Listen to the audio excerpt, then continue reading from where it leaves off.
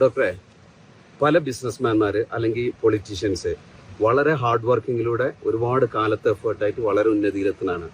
ചിലവർ വളരെ പെട്ടെന്ന് മൂക്കുത്തി വീണ കാണും.